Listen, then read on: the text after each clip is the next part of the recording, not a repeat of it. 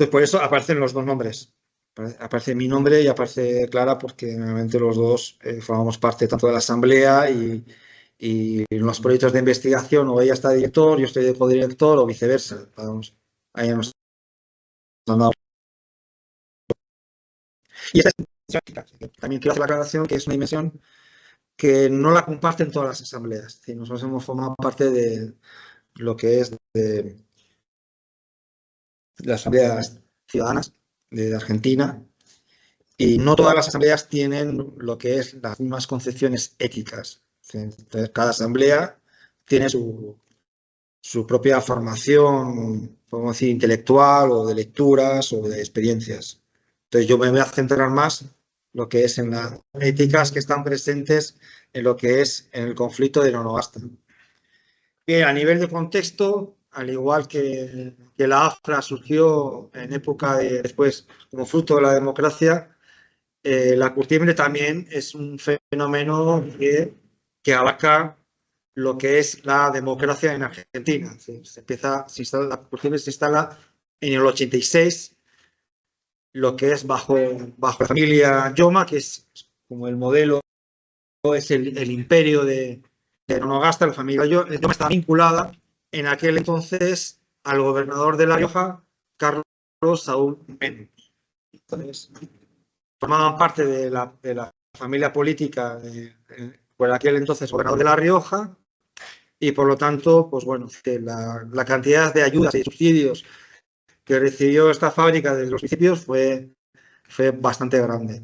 Ya en el 2001 aparecen las primeras denuncias que llegan al juzgado federal, de hecho al juez Piedra Bueno, un juez que va a ser protagonista en todo el conflicto, o al menos en la dimensión jurídica, y realmente las amenazas fueron explícitas. De hecho, los médicos que denunciaron públicamente lo que es la vinculación de la contaminación con las malformaciones que estaban viendo en los niños de Nonogasta, entonces fueron amenazas de muerte. Si llamada telefónica o dejas de hablar o realmente te va a ir mal. Hubo denuncias penales, pero las denuncias penales no progresaron porque el propio juez Piedrabuena se aseguró de que eso no siguiese adelante, que es con ciertas intimidaciones. Bien, a partir de la lucha de Famatina se empieza a gestar esta asamblea, la asamblea del Retablo de Nonogasta, con la experiencia del Famatina, pero hay una gran diferencia con respecto al movimiento de Famatina y al movimiento de la asamblea del conflicto de Nonogasta. La diferencia es que era para que no se instalase ninguna mina en el Cerro Famatina, es decir, que algo mirando de cara al futuro, pero el caso de Nonogasta ya es una fábrica que está asentada y muy asentada. En este caso, por ejemplo, uno de los principales argumentos de las asambleas ciudadanas es, con respecto a la minería, es que no hay licencia social. En el caso de Nonogasta hay licencia social. Y eso fue también un motivo por lo cual Greenpeace dijo que no le interesaba el caso, y otras ONGs que se acercaron sin tener caso porque precisamente no había licencia social, y eso también es algo que también que uno puede cuestionar, ¿no? Porque hay cosas que hace falta que haya licencia social para que sepa en un proyecto. Tenemos que depender de las mayorías hoy en día para que las mayorías tienen que decidir si algo está bien o algo está mal, o algo está bien o está mal independientemente de lo que piense la mayoría, ¿no? Eso es un tema que realmente que siempre a mí me ha llamado la atención y creo que no es un buen argumento la licencia social. Es un argumento, pero no es un argumento absoluto. Porque la sociedad puede cambiar. Puede cambiar. Y de hecho, vemos que las sociedades pueden cambiar muy rápidamente y pueden dar giros muy sorpresivos.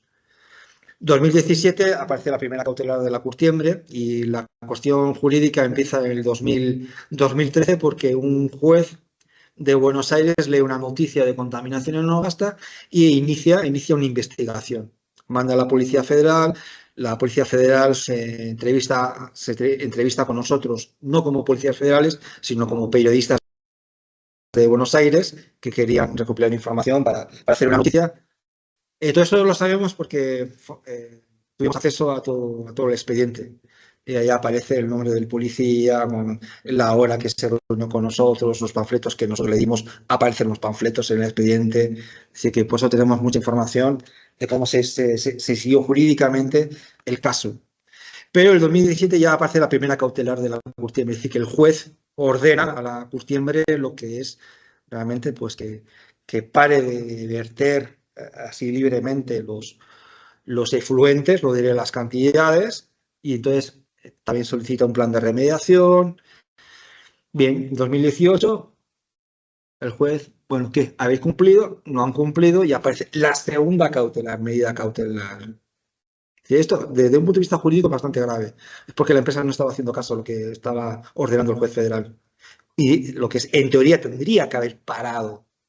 Según el derecho ambiental, tendría que haber parado la producción de la empresa y digo, aquí hay un problema, ustedes están vulnerando la ley de residuos peligrosos, vulnerando lo que es la ley general de ambiente, están vulnerando el artículo 41, por lo tanto, ustedes solucionen el problema, verificamos, comprobamos y si está todo bien, okay, pueden empezar a trabajar.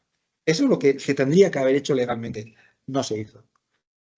2020, viene la pandemia, evidentemente baja el consumo de cuero, baja el consumo de todo, se cierran las fronteras y evidentemente la empresa realmente que está en esos momentos estaba en manos de una empresa brasileña, cerró y dejó a todos los trabajadores en banda. Y ahí asumió la responsabilidad del gobierno provincial y en estos momentos la empresa está a manos de la provincia. Hacen una cuero, expulsaron poca producción. Nosotros sabemos que hay poca producción porque ahora han empezado a haber olores. Entonces, en función del olor nauseabundo, sabes el grado de producción. En la época de los Yoma se producían 3.000 cueros por día.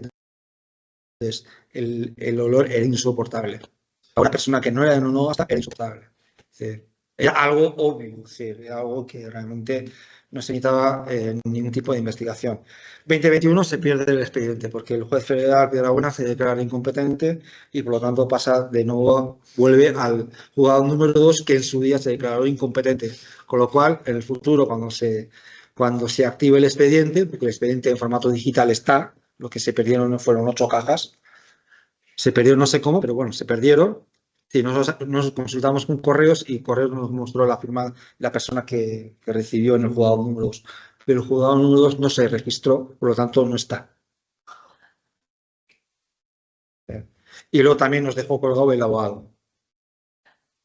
Un abogado que se metió en política, hoy ya sabemos que estaba en política, era radical y nos dejó totalmente colgados. Digitalmente está así. Lo tenemos yo, lo tiene el juzgado federal, lo tiene bueno, no sé. Es una estrategia muy típica en el ámbito jurídico. Una cosa son las leyes, una cosa es el ser del derecho y otra cosa es el deber ser. El deber ser lo teórico.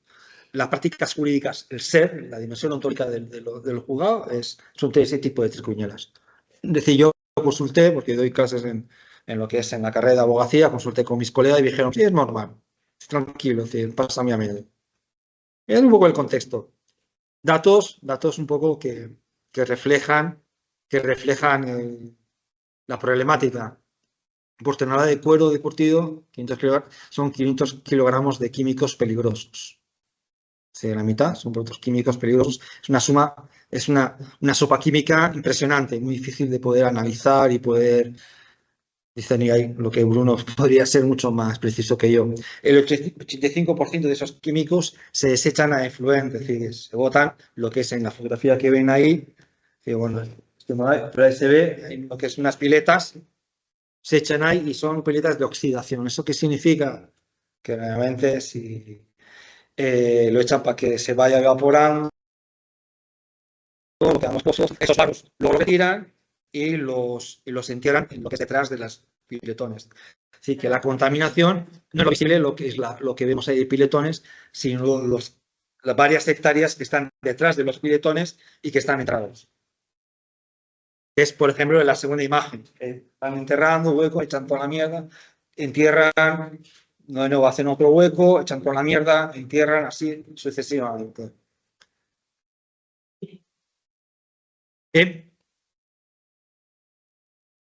Todo a cielo abierto, todo sin membranas, nada. Es todo a lo bestia. No, no. No, y además, como hay problemas con el cromo, además de membrana, tendrían que tener una lona que, por los vientos. Esta es una zona que tenemos el Famatina a 6.000 metros de orientación a sierra norte-sur, más el Velasco norte-sur de 3.000 metros, es un canal donde los vientos norte-sur son bastante fuertes, con lo cual hay el polvillo de contaminación se va para el norte o para el sur según los vientos. Claro, los vientos fuertes son los del norte, que es el llamado, el típico sonda.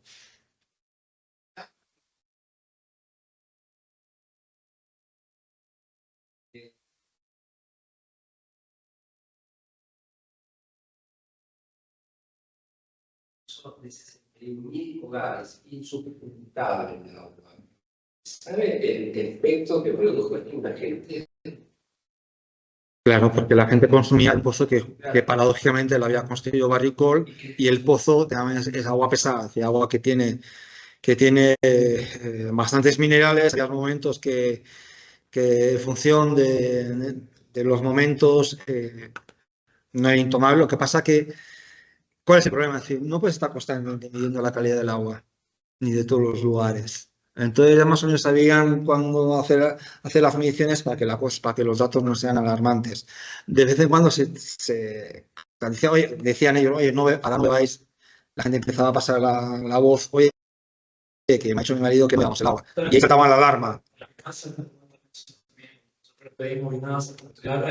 Esos momentos y la amenaza que te lo van a dar. Y luego hay otra estrategia, que tienes malos laboratorios, al tener malos laboratorios vas a tener resultados que no son muy fiables. Pues los laboratorios de la provincia de La Rioja son malos. Pero esos son datos un poco así, como vamos a decir, anecdóticos. De una zona semidesértica, no hay mucha agua, entonces si va, el agua limpia de vertiente iba para la curtiembre, porque al tener agua de mejor calidad, los cueros eran de mejor calidad. Agua de pozo para la población y para el cultivo. Al cultivo no le afectaba tanto.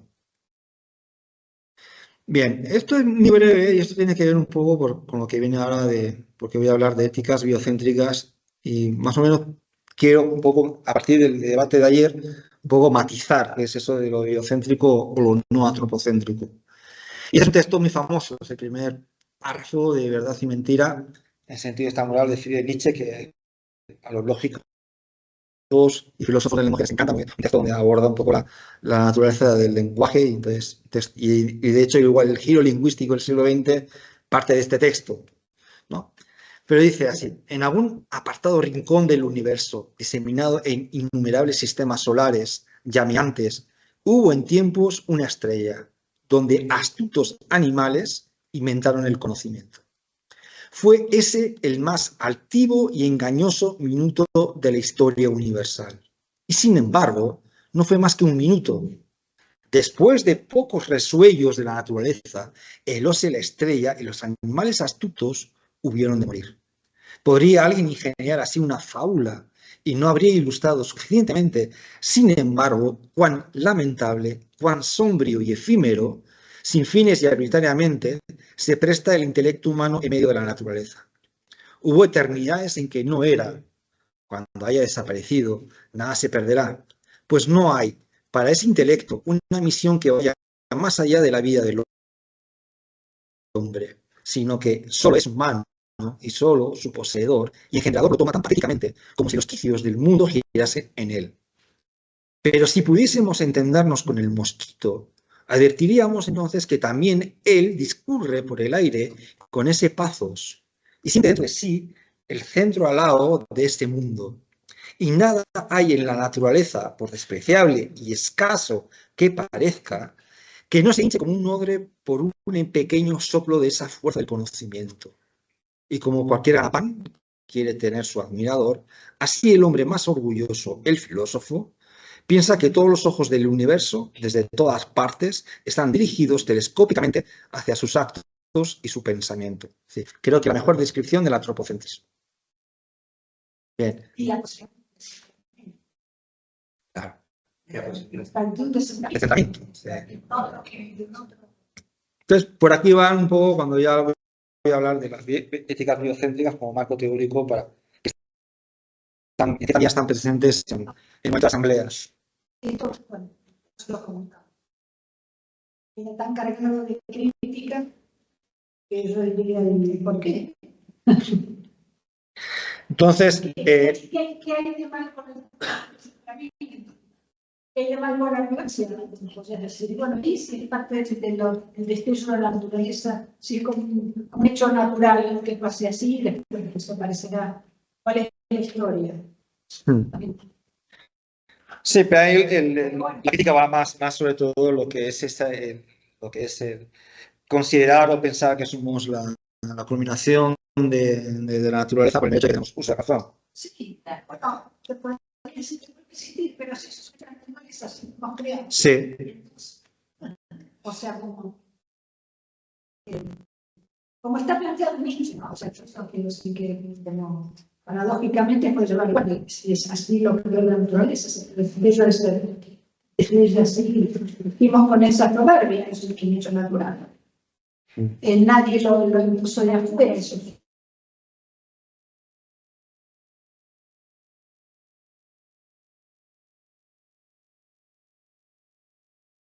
No lo vivía como algo tan universal, sino como algo cultural. Porque lo que él va a venir a criticar y a cuestionar, sobre todo es esto del pensamiento occidental. Y pues habla de la transformación de los valores. Claro.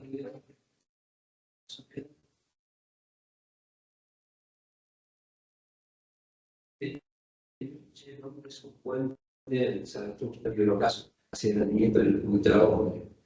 O sea, este hombre, siglo XIX, se podría aplicar para esta época, es un hombre de paso, que tiene que dar algo que lo supere. Algo que se ve. Eso no significa que tengamos que aceptar los motores nucleares, sino que porque transfiguramos en otra figura humana. Bien, yo cuando hablo aquí de éticas biocéntricas, que estos tres autores realmente uno puede decir, bueno, que estos autores no se consideran tan biocéntricos, pero sí que los he tomado en el sentido de que los tres están de acuerdo en que toda forma de vida tiene un valor intrínseco. Él, Leonardo Boff. Sí, Leonardo Boff. Sí, Leonardo Boff yo creo es el que más ha estado presente dentro de la asamblea, porque ha sido el autor que más ha influenciado lo que es, por ejemplo, la redacción del Laudato Si. Sí, de hecho, al Papa le envió todos sus libros. Y cuando en el Laudato Si aparece el concepto de ecología integral, es un concepto que lo toma de Leonardo Boff.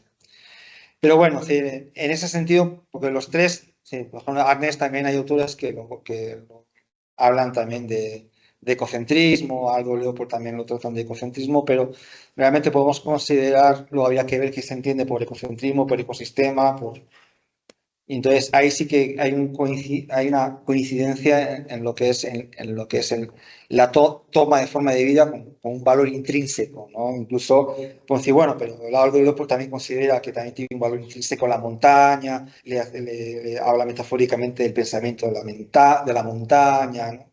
Como los ojos de la loba lo dialogan, ¿no?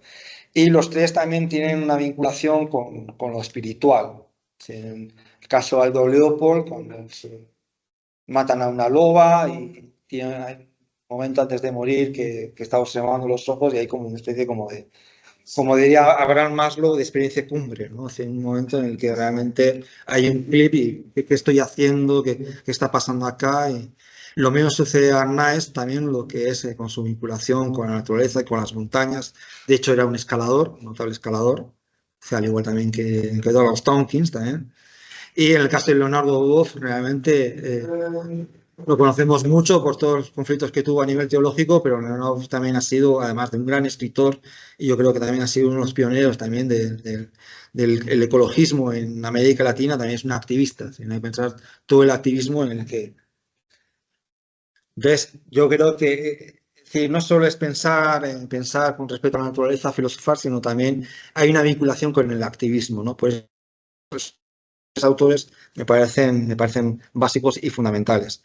Aporte de las éticas biocéntricas al conflicto socioambiental de Nonogasta. Nosotros consideramos que también hay una dimensión espiritual, de hecho, de lo que es ya últimamente, no solo en nuestra asamblea, sino en muchas otras asambleas. Por ejemplo, en el mes de agosto se hacen corpachadas. El corpachá es un ritual que se hace de agradecimiento a la Pachamama, donde se le das, le ofreces cosas para que luego también la naturaleza te devuelva. Nosotros empezamos a hacer lo que es este tipo de rituales, performance, lo podemos considerar, justamente en los cortes de carretera. Invitamos a gente que hacía estos rituales, porque paradójicamente en Onogasta hay una gran comunidad boliviana, pero esta comunidad boliviana ya ha perdido, ya no, parece que están retomando estos tipos de rituales, pero han perdido lo que es esa vinculación que tenían sus abuelos, que tenían sus padres con respecto cómo cultivar, de cómo vincularse, los rituales, ¿no? Entonces, igual por el mero hecho igual de intentar ser más argentinos, pues como ese tipo de rituales que caracterizan a sus culturas de origen, las han dejado de lado, ¿no? Entonces, sí que una de las cosas que de las asambleas vemos es ese grado de espiritualidad. La montaña famatina es una entidad sagrada, entonces, en fin, no es que se considere que esté vivo, sino que es algo sagrado, algo que hay que proteger y algo porque también nos protege a nosotros. Si el famatina deja de almacenar agua, nos morimos de sed. Entonces, hay una protección mutua. Y ahora voy a pasar lo que es para mantener los tiempos, voy a pasar a la segunda ponencia, que es sobre el mismo tema, pero es otro. Estoy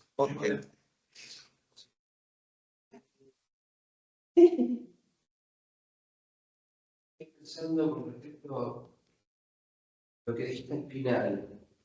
¿Lo puedes repetir de la Pachamama? Dijiste una cosa que es sagrado. Claro, sí, muchos lo que es sobre todo los movimientos que no son buenas, que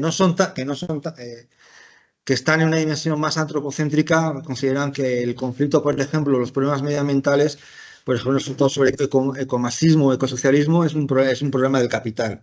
Yo creo que esa cuestión no se discute, es decir, es fuerte, pero creo que también hay una crisis civilizatoria, pero desde una perspectiva espiritual. Entonces, esa espiritualidad yo creo que da mucha más fuerza a los movimientos ambientales, porque hay un religamiento con el territorio que no te lo ofrece lo que es la dimensión política.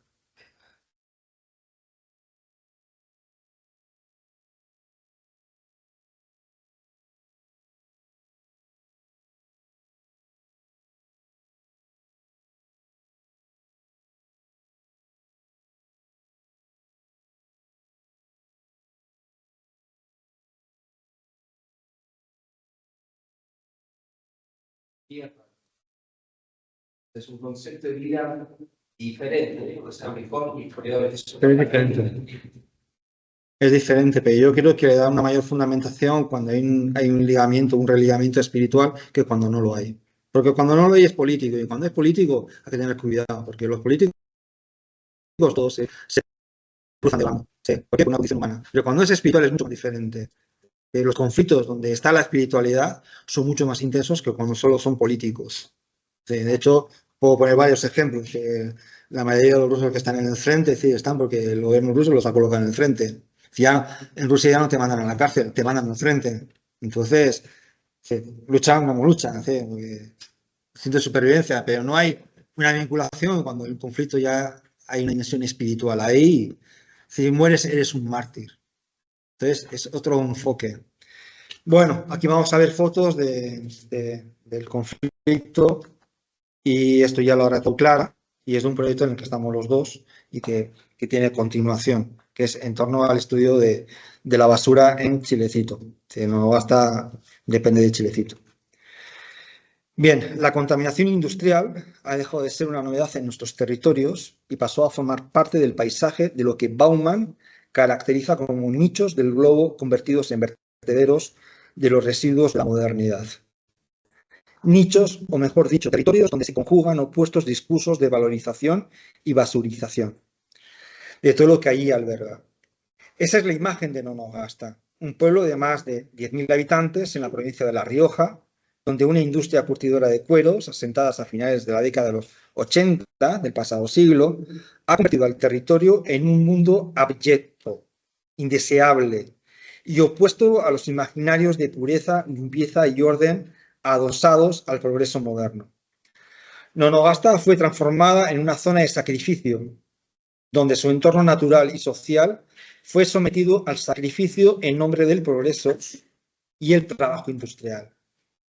Toneladas de residuos sólidos y efluentes industriales fueron vertidas en los campos contiguos a la curtiembre de Nonogasta por más de 3 décadas, ya casi 4 décadas, sin dejar de mencionar que a menos de 300 metros de distancia de ese vertedero industrial tóxico hay viviendas habitadas por pobladores locales.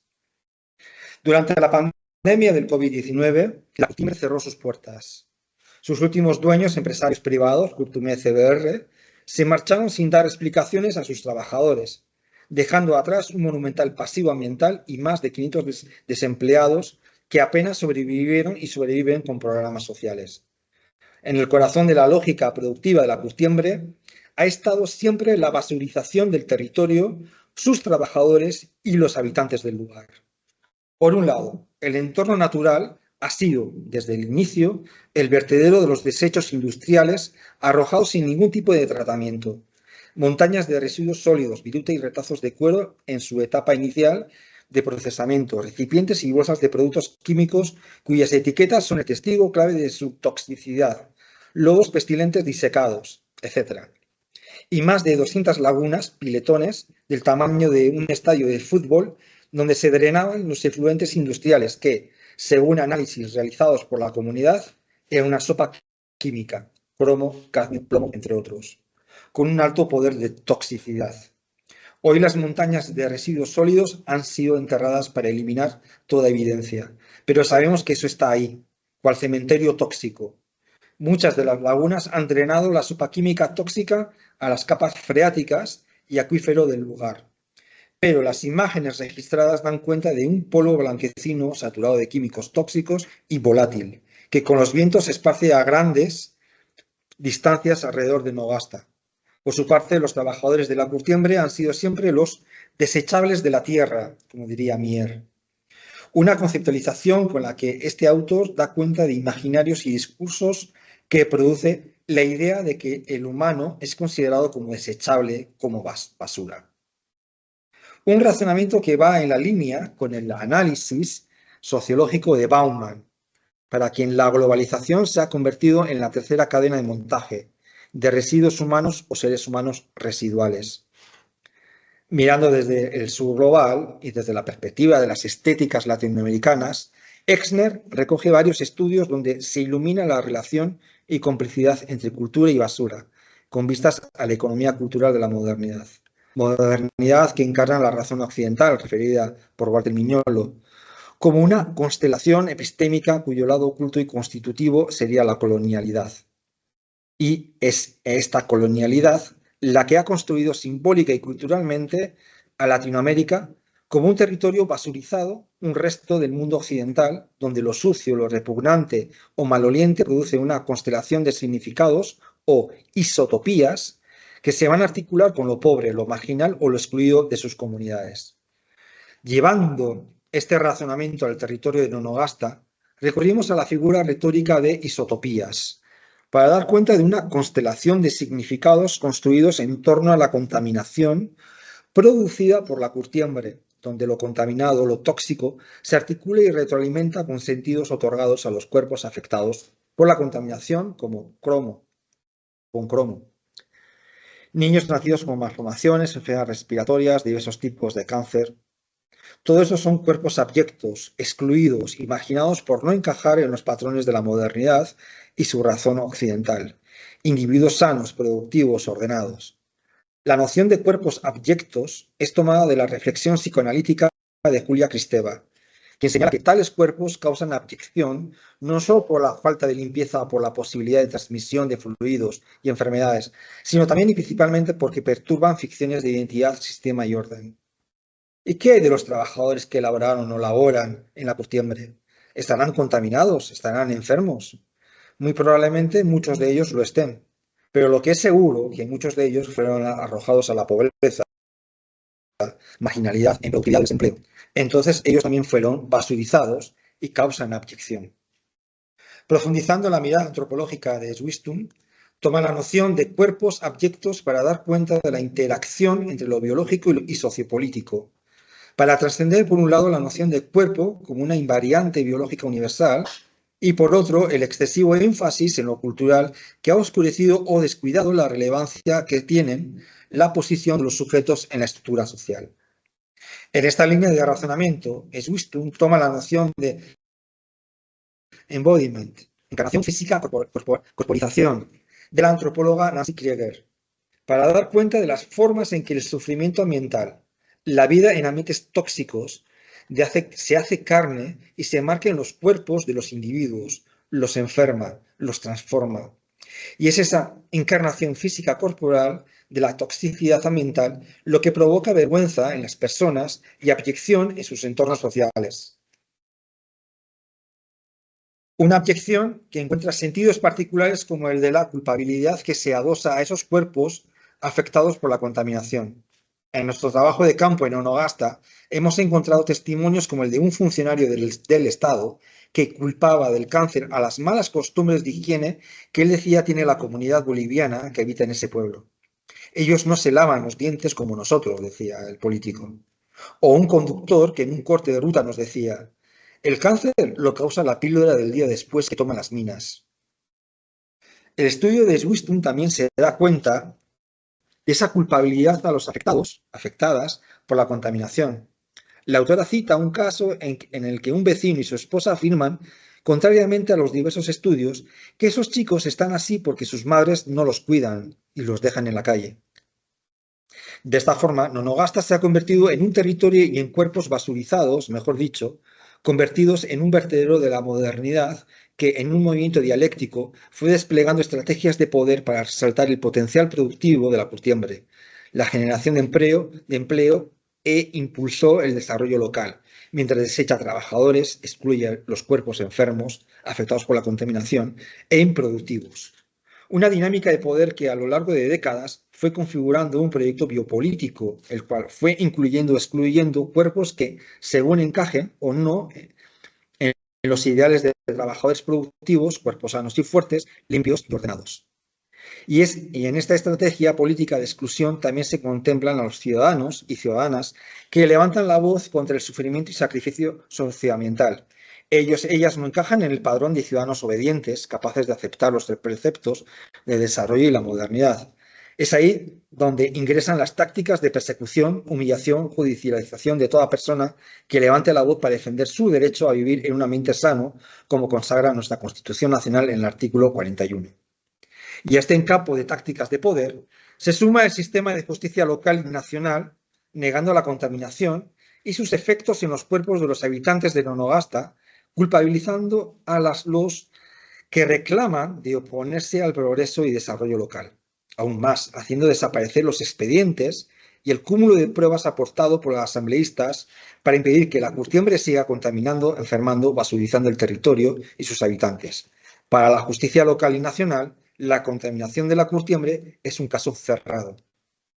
De esta forma, con la noción de isotopías, la contaminación y basurización de Nonogasta, quisimos dar cuenta de la trama de sentidos y dimensiones que se tejen en el abordaje de este problema, que con su carácter local trasciende las fronteras e impacta a nivel global las dimensiones ecológica, social, económica y política que se intercruzan y producen un trasfondo simbólico en el que se van tejiendo sentidos y significados para comprender el fenómeno de la contaminación y basurización del territorio. En definitiva, pensar las isotopías de la contaminación y basurización de Nonogasta es reconocer que, más allá de la dimensión empírica de los datos, la sociedad va tejiendo en una red de significados, desde donde se experimenta o sufre la actual crisis ambiental. Se piensan o proponen soluciones a la devastación ambiental y degradación social. Hoy la curtiembre de Nonogasta sigue produciendo, aunque en escala mucho menor, de lo que lo hacía antes de la pandemia. La situación socioeconómica y de manera particular la falta de empleo en lugares como Nonogasta, situación que no es novedosa ni propia del momento actual, hace que la contaminación de la curtiembre y sus efectos en territorio y sus habitantes, incluyendo los trabajadores, siga tramando constelaciones de sentidos para seguir existiendo en un territorio sacrificado en nombre del progreso. Eso. ¿Sí?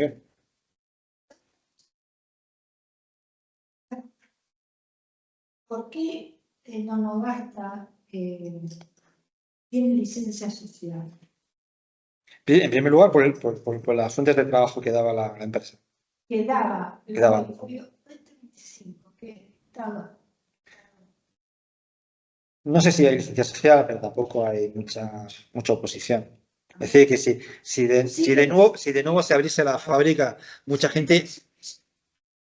Está funcionando apenas, pero si, por ejemplo, ofrecen 1.000 puestos de trabajo, tendrías no sé, 8.000 personas haciendo cola para trabajar. Porque los sueldos son superiores a los de la zona. No tiene licencia social porque el contexto es muy diferente, el de Famatina. El contexto social es muy diferente, a pesar de que hay una diferencia de 40 kilómetros. El contexto social es muy diferente. En Famatina, claro. Y luego, lo que pasa es que hay que tener una cuestión siempre presente con los conflictos ambientales. No es lo mismo un conflicto ambiental que se va a instalar de un instalado. Cuando se instala una empresa, una minería, ya de ahí no la sacas. Es mucho más fácil lo que es siempre oponerse a algo que se viene. Y ese es el problema de Nonogasta. Es decir, en Nonogasta tuvieron que pasar 2 décadas para que la gente empezase a tomar conciencia de la problemática. Porque el problema de los metales pesados es que no obedece a una cierta causalidad, sino que depende de la genética, depende de lo que es, de lo expuesto que está una persona a la contaminación. Y entonces, pues igual una persona, un trabajador igual no tiene problemas, pero pueden tener sus hijos. Sobre todo las mujeres que trabajan en la empresa, realmente. ¿Y qué hacía la empresa? Todos los años hacía 2 revisiones médicas. Nunca trasladaba los resultados a los trabajadores. Pero sí, casualmente, después de esas revisiones, había despidos.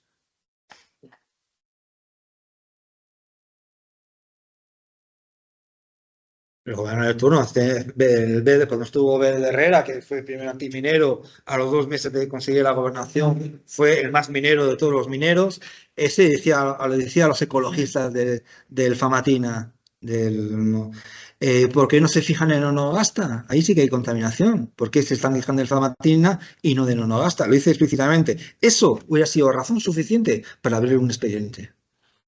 Porque fue una declaración de que él tenía conciencia, siendo gobernador, máximo responsable de la provincia, para eso. Y está publicado en el vídeo, lo puedo pasar. Obvio, sí, ya la trama oscura, sí. Uno puede suponer, no puede suponer que lo que está pasando ahí, pero es obvio. La empresa Curtima ha sido una empresa que realmente no tiene mucho sentido, porque los cueros los traen de la Pampa. Sí, no hay mucha agua en Onogasta, es semidesértico, es decir, que a poco que baje el flujo del agua se quedan sin agua la curtiembre. Luego, los químicos los traen de Europa, en dólares.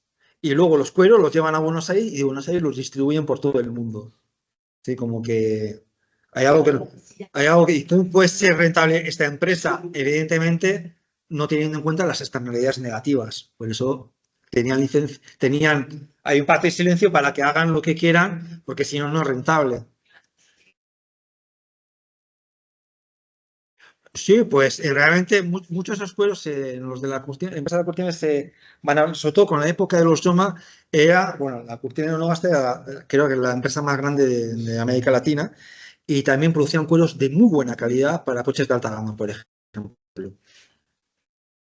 Sí, pero ahora, por ejemplo, hay una inclinación hacia el cuero ecológico, entonces ya no tienen la demanda que tenía antiguamente. Por eso también tienen estos conflictos y ya se dedican a pequeñas cosas.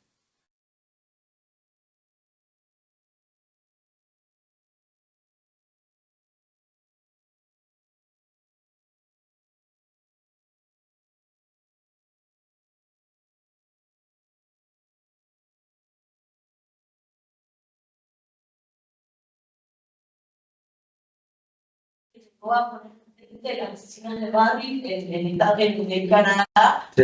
un cartel luminoso diciendo que se va a dar San Juan por toda la contaminación, pero al mismo tiempo, hace poquito tiempo atrás, se ha declarado el informe de impacto ambiental, se ha aprobado de Guavirándigo, de empresa minera que se va a instalar muy cerca de las poblaciones, y el mito del progreso termina jugando muy en contra y es lo que les habilita a muchas familias la residencia social, porque hay una falta de trabajo impresionante. Y más los departamentos que están conectados de la gran concentración de la población que vendría a ser el capital, es como, bueno, vienen empresas, son 800 puestos de trabajo, pero no es un trabajo hiper especializado en lo que necesitan, son 800 puestos de trabajo para una provincia que tiene 800.000 habitantes. Y en el medio se terminan construyendo como estas zonas de sacrificio, con el tema de los residuos particularmente, al darle un vertedero muy cerca, en realidad dentro de lo que vendría a ser el Gran San Juan, de cenizas tóxicas, totalmente pesados, que eran desechos en la minería. Ya han estado 10 años estacionadas, permeando las napas subterráneas, y recién ahora el gobierno, que es un gobierno súper extractivista que tenemos ahora en San Juan, se está como que empezando a hacer cargos como para lavar la cara después de que el año pasado, al principio de la vida, explotó completamente cómo puede ser que tengamos cenizas tóxicas a la vuelta de uno de los barrios más importantes de la provincia. Entonces, Claro, pero no pasaría nada si estuviese al lado de un pueblo pobre, de pueblos originarios.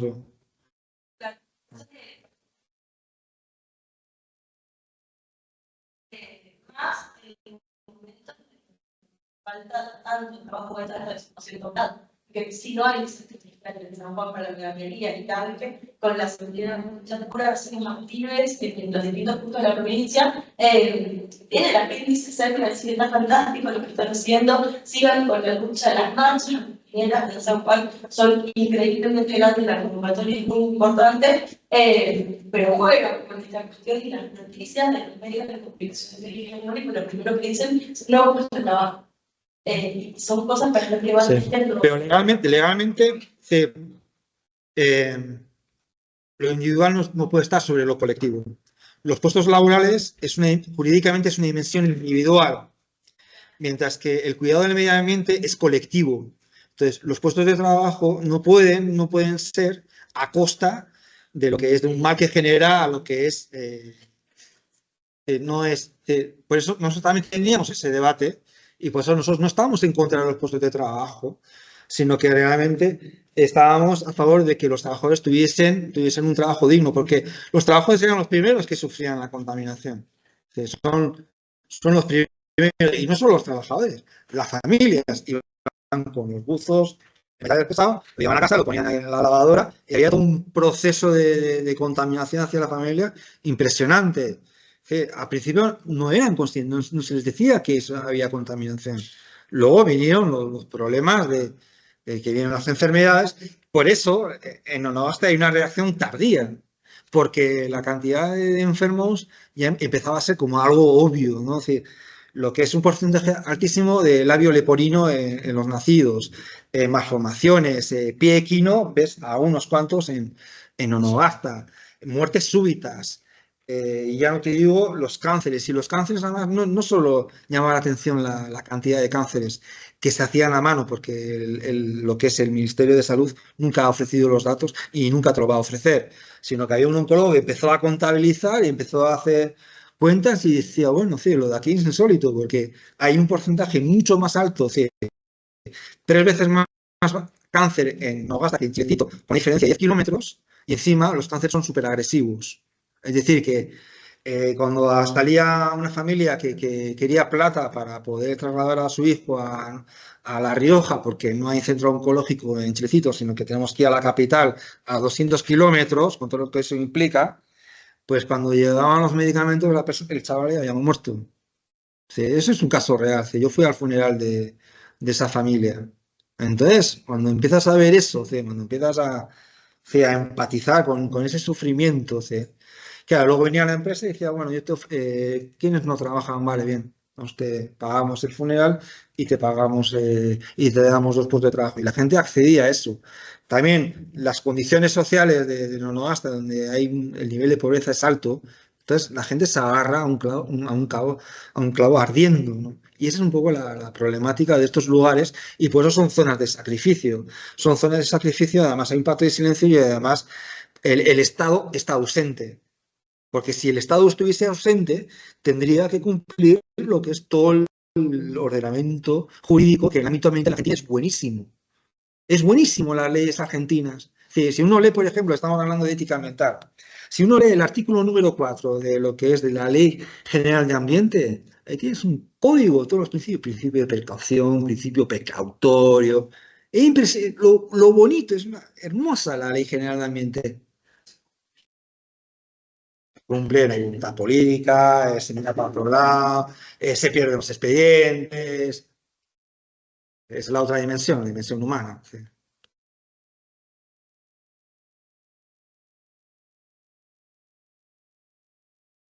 Quería comentar algo.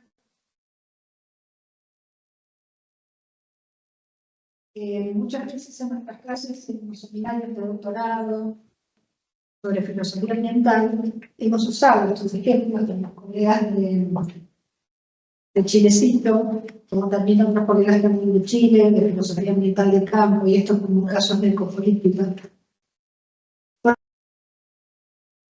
Porque consideramos que en filosofía, incluso los ejemplos son muy importantes. En ecofilosofía era también muy importante, estos años hemos mencionado frecuentemente aquellas investigaciones que tienen un fuerte componente ambiental, ¿no? Y cómo de alguna manera pensábamos que la filosofía, estos eran ejemplos también concretos de la filosofía con otro rol que meramente con el comentario de texto, ¿no? Donde puede estar en interfase con otras disciplinas siendo práctico. Y bueno, quería remarcar eso, ¿no? La idea del uso de ejemplos de filosofía la estuve tomando de un filósofo chileno contemporáneo, colega, Germán Duá, que hace su trabajo sobre eso, y también no solamente para clarificar las ideas, porque en el caso, ¿no es cierto?, sino también esta cosa que también la filosofía tiene de su la retórica, o sea, la persuasión, la filosofía como el persuasivo a través de los casos, ¿no? Quería agregar eso también. Las veces nos hemos referido como filosofía ambiental de campo. Sí. Sí, yo el trabajo creo que me desempeño es el de la filosofía práctica, ¿sí? Una filosofía que a partir de casos prácticos, de problemas reales, ¿no?, que están en el territorio, reflexionar, ¿no? Y uno de nuestros objetivos, junto con Clara, es romper este pacto de silencio. Entonces, nuestro rol en la asamblea era cada semana escribir en los periódicos locales y a la radio, y ha sido una cosa de machacar, machacar, machacar, machacar, machacar, hasta que al final la gente ya reconocía la contaminación y hasta los políticos empezaban a reconocer la contaminación. Pero en un principio, incluso para lo que es para el secretario de Medio Ambiente, nunca ha habido contaminación. Nunca. Y eso que luego él se personó lo que es en una de las cautelares. Entonces, como bien contradictorio, ¿no? Entonces, ¿para qué solicitas una cautelar si no hay contaminación? Sí. Pero sí, la negación sistemática de no hay contaminación, no hay contaminación. Nada, buenas tardes a todos. He escuchado diversas charlas sobre ecofilosofía, realmente me han impactado mucho, de una bajada empírica concreta bastante interesante y bastante alarmante, por cierto. Bueno, en mi caso yo soy doctor en filosofía, tengo los textos escritos, he trabajado en la Academia Nacional de Ciencias de Buenos Aires desde el año 96 hasta el año 2011. En ese año terminé mi doctorado. En parte lo que soy lo voy a contar ahora en esta especie de escrito que es autobiográfico.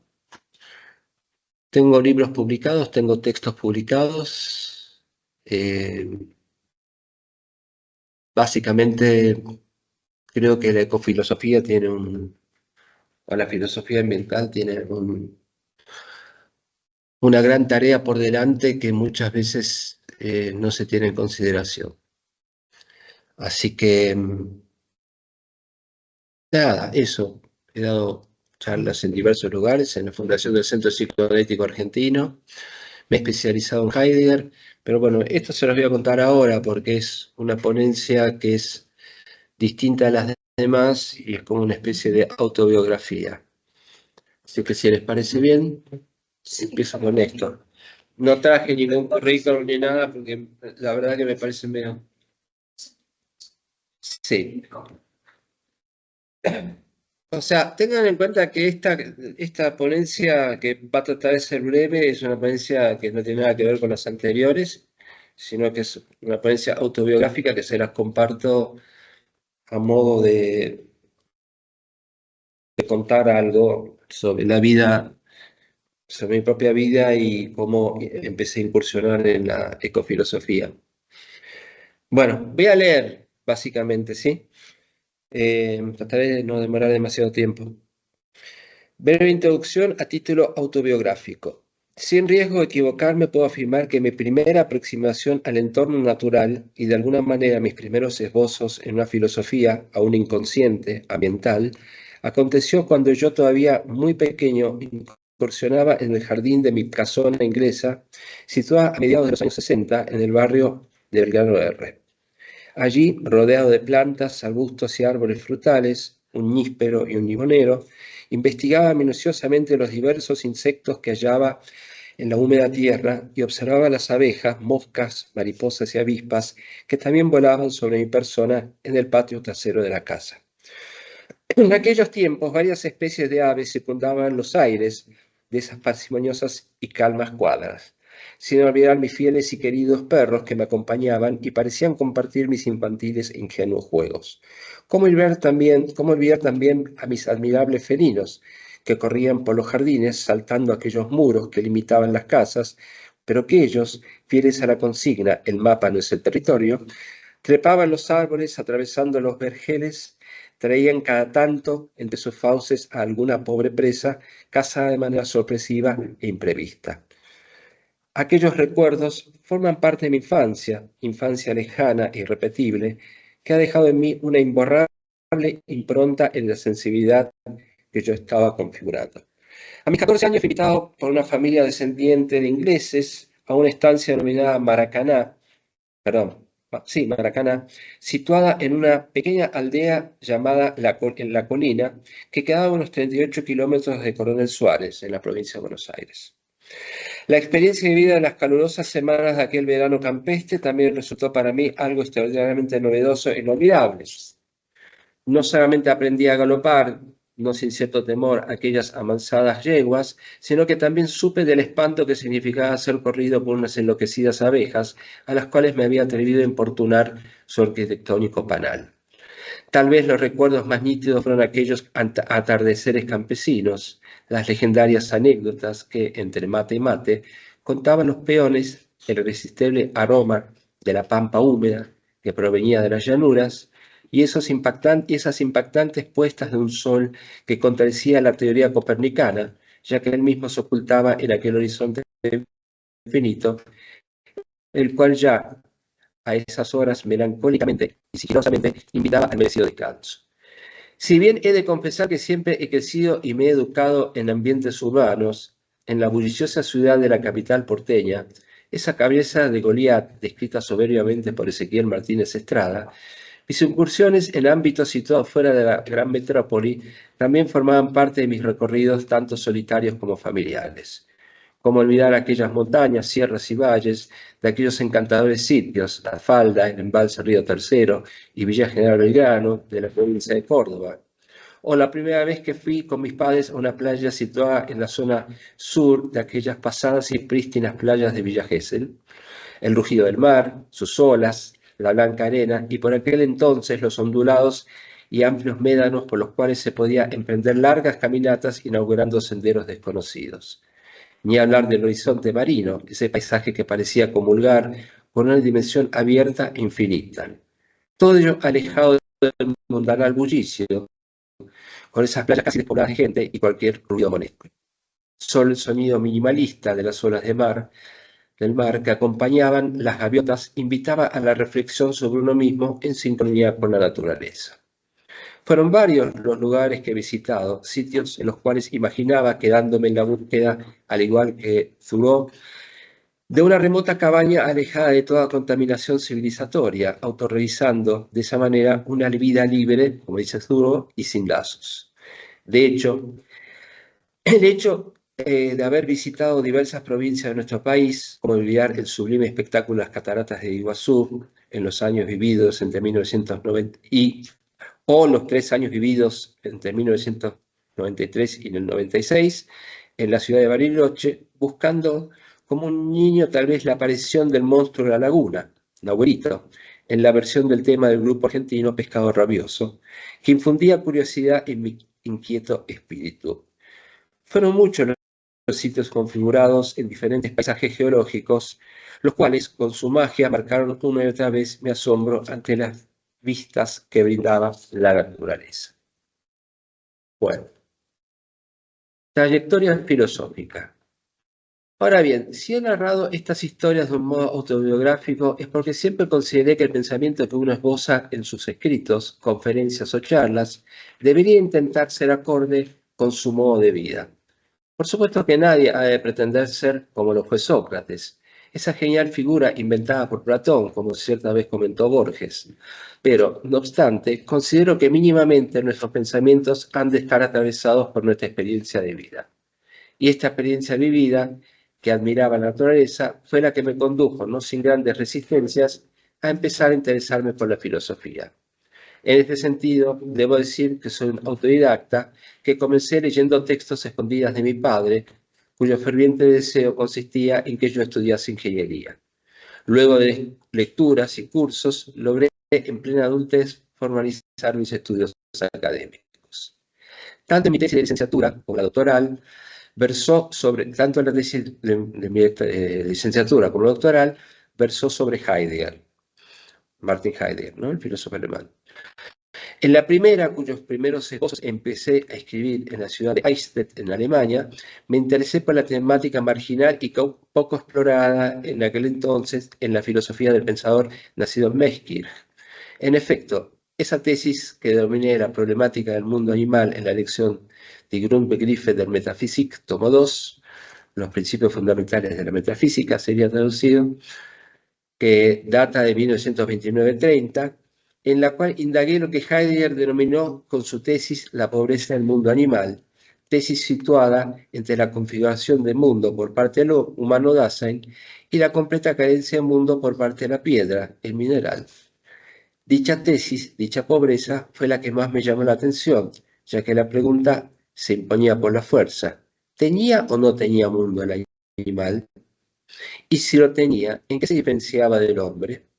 Luego de citar a destacados biólogos, Wilhelm Roux, Hans Driesch y Jakob von Uexküll, realizar una referencia crítica a Darwin y nombrar por primera y única vez en toda su obra la palabra ecología, Ökologie en alemán, Heidegger desestima la posibilidad de que el animal posea un mundo, porque este mismo pertenece estrictamente al humano Dasein, único ente que tiene el acceso al cómo, als, en alemán, de las cosas.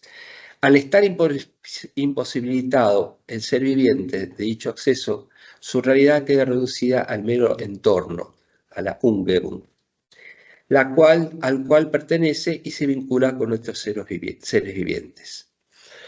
Al poco tiempo de haber defendido la mencionada tesis, año 2001, comenzaron las reuniones en el Colegio Máximo de San Miguel. En ese mismo, bajo la didáctica coordinación del padre Juan Carlos Scanone y el fenómeno Roberto Walton, comenzó a armarse un grupo de doctorandos en el cual cada uno exponía sus propios proyectos académicos. En ese grupo, que luego se trasladó a la Academia Nacional de Ciencias, conocí a la profesora Alicia Bugallo, que estaba trabajando. La temática era ecofilosofía, siguiendo principalmente los escritos del filósofo noruego Arnes. Admito, reconozco el gran aporte que fue para mí, no solamente conocer a Alicia en sus charlas y exposiciones, sino también el hecho que a través de su línea de pensamiento puede vincular la filosofía de Heidegger con la ecofilosofía.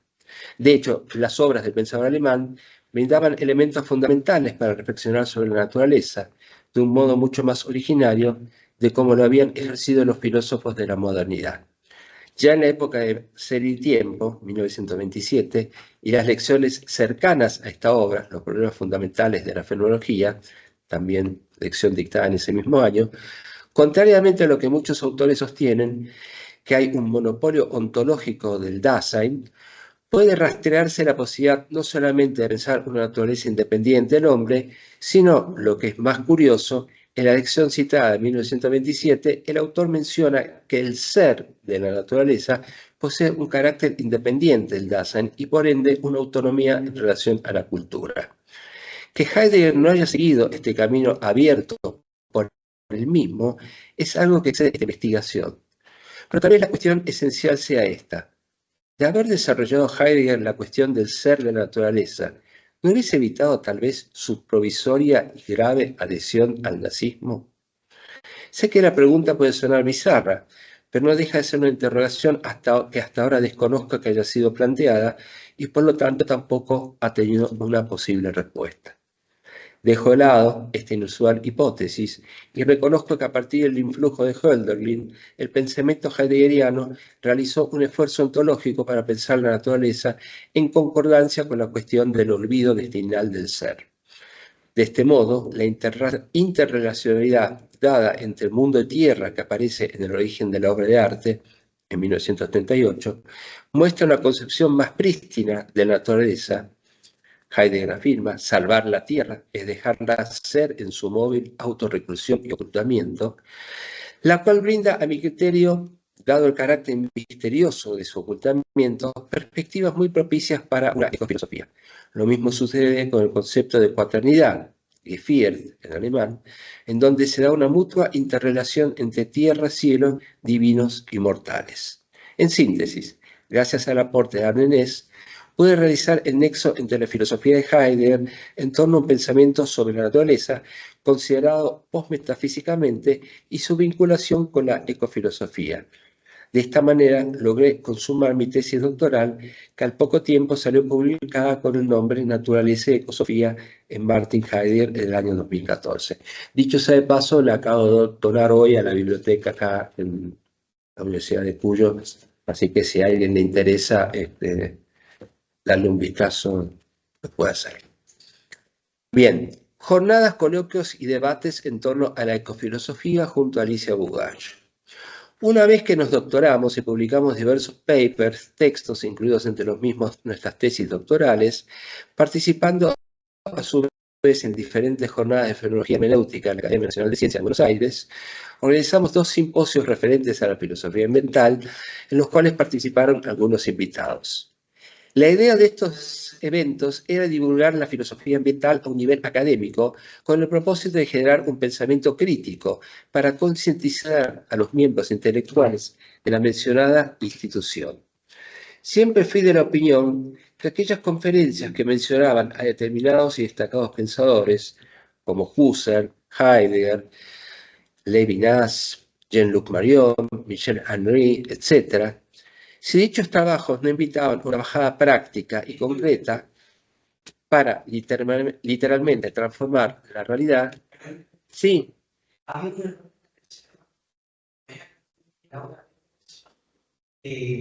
Tendría que ser en realidad algo. sí. ¿Me dejas terminar que me faltan 5 minutos? Bueno, Gracias.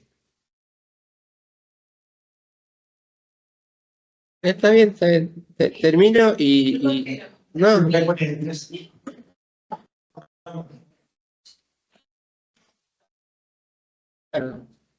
claro, pasa que van a tener clases en Tablet, por eso. Sí, van a tener clases en Tablet. Y ahora, no sé cómo no te que venir la profesora. Por eso.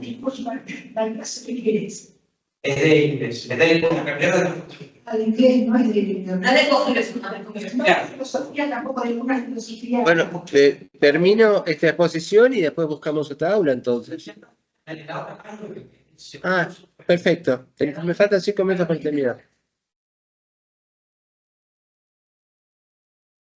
Sí, sí, cómo no. Sí, dale. Bueno, por favor. ¿Por dónde estaba? Bueno, Siempre... sí, sí, sí, sí. Eso porque Me hace acordar porque hablas de... me hace acordar las cenas familiares cuando empiezo a hablar una cosa y me interrumpen con que con que el aceite no está donde debería estar. En fin. Bueno, en fin, sí. Siempre fui de la opinión, retomo este párrafo, de la opinión que aquellas conferencias que mencionaban a determinados y destacados pensadores como Husserl, el propio Heidegger, Levinas, Jean-Luc Marion, Michel Henry, etc., si dichos trabajos no invitaban a una bajada práctica y concreta, como para literalmente transformar la realidad, como afirmaba Marx, ¿no? Los filósofos hasta ahora han interpretado al mundo, decía Marx, que lo que se trata es de transformarlo. Como afirmaba Marx del mundo, todo lo dicho parecía recaer en una retórica poblada de ilustrados artilugios academicistas.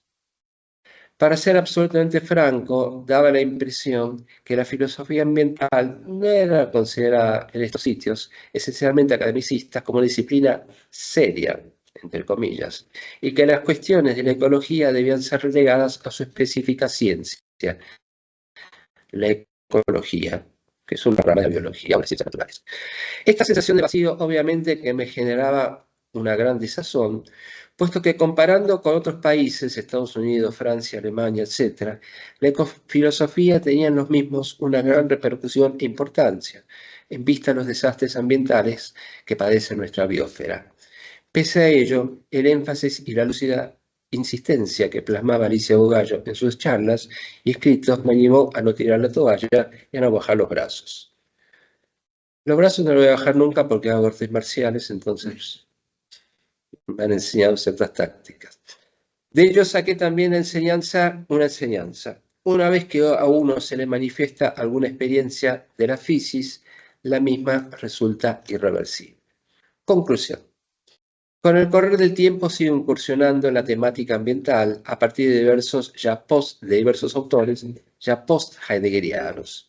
Donna Haraway, Peter Sloterdijk, Bruno Latour, Timothy Morton, Graham Harman, etc. Tanto los materialismos contemporáneos como algunos pensadores del nuevo realismo me están brindando las herramientas conceptuales necesarias para entender el mundo en nuestros tiempos. Un mundo en el que estoy comenzando a comprender dos esenciales cuestiones. Por una parte, la Tierra nos reclama para que asumamos nuestro rol de cuidadores. Por el otro, que nuestro ser en el mundo depende de aquellos seres que hemos de proteger. Una protección que solicita una ética de la responsabilidad, que aquí se ha hablado, y que a su vez sincroniza con una ontología del desplazamiento, del descentramiento de lo humano. Se esboza así, en plena época del Antropoceno, una nueva configuración del hombre, un hombre más humilde en comunión con los seres vivos, no humanos, aunque paradójicamente, como profetizó Nietzsche en Así habló Zaratustra, la posibilidad de una figura, del surgimiento de una figura ultrahumana, que venga creativa, transfigurar la Tierra. Bueno, esto es todo. Gracias.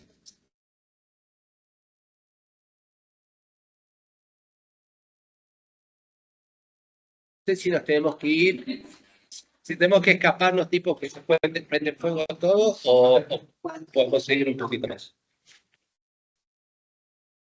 Hay una falta de sincronización de esta gente que... Bien.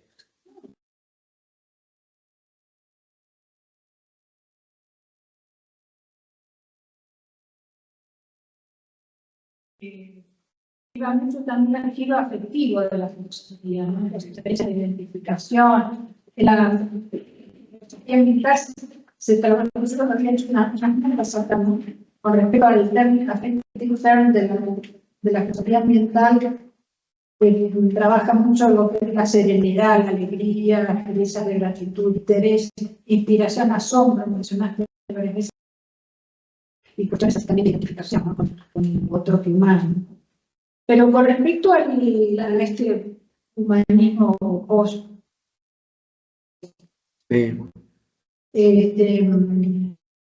también en la antropología filosófica voy a estar hablando, mucho para pasar se me ocurrió ahora, ¿no? Sí, sí. Sobre la antropología ecofilosófica.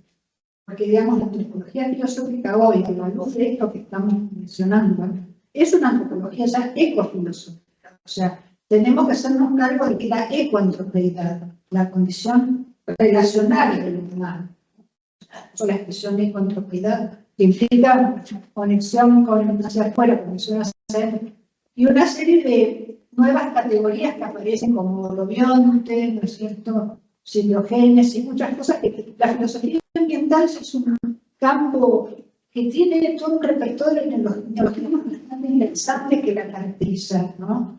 Ayer estamos, porque esta es la segunda parte, la parte de este simposio. Hablamos por antropocentrismo débil, antropocentrismo fuerte, salió biocentrismo, ecocentrismo, el tema de lo que están planteando, un compost-humanismo, ser un compost, como dicen unas palabras, del compost de la tierra, o sea, estar en el barro donde se quisiera y se reproduce, vivir y morir en la biosfera, para mí, la bióloga, ecofilósofa y ecofeminista estadounidense, ¿sí? Compost-humanismo, ¿no es cierto?, que nos interpela para pensarlo o identificarnos como podamos con ello. Pero quiero decir que la filosofía ambiental está ya como con un repertorio de términos, la basurización, el tema de estas conexiones, el espacio seguro y justo para la humanidad, varias categorías que se nos van ya juntando, haciendo masa crítica para un campo de pensamiento a seguir. Sí, quiero hacer... Como decías, tengo 100 páginas. Claro.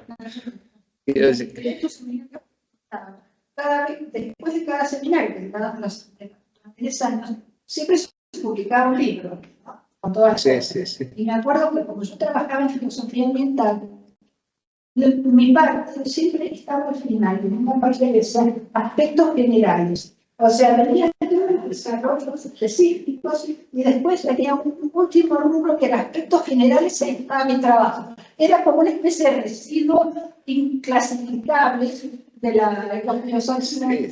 Bueno, quiero aclarar un poco esta autobiografía. Destaca la presencia acá de Alicia Bugallo, que es una gran luchadora en la ecofilosofía desde hace décadas, y que tuvimos mucha resistencia en los ámbitos académicos. Yo creo que nunca nos tomaron realmente en serio. O sea, sinceramente, hablábamos 20 minutos como estamos exponiendo acá y después empezaban a hablar de la noesis noema de Husserl o del tema del afecto en Michel Henry, etc. Temas que yo digo, bueno, ¿qué tiene que ver esto con cuando yo salgo a la calle y veo basura tirada o pasa un auto y contamina? O sea, Con los problemas reales. claro, o sea, si la filosofía no es una bajada concreta al mundo en que estamos viviendo, que es un mundo bastante jodido, perdónenme la expresión, con todo lo que se ha mostrado en estas jornadas de filosofía ambiental, realmente es el opio del pueblo. No es la religión el opio del pueblo ya, es la filosofía incluso, en el sentido como lo decía Marx. Y no es que yo sea marxista, pero tomo estas herramientas de él como para mostrar que la filosofía debe que transformar la realidad. Por eso me interesa esto de salirse del humanismo, como decía Heidegger, y pensar junto con Nietzsche otra figura humana más acorde con una interacción con la Tierra y más creativo también.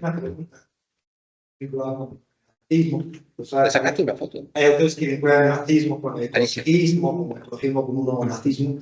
Pero para mí es muy interesante la vinculación de Heidegger con las filosofías orientales.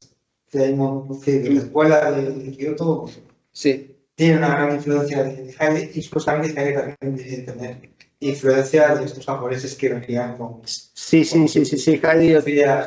budismo. Budismo zen, Y ahí, especialmente. bueno, no podría haber también una conexión por ahí del orientalismo con una nueva forma de vivir sin la naturaleza.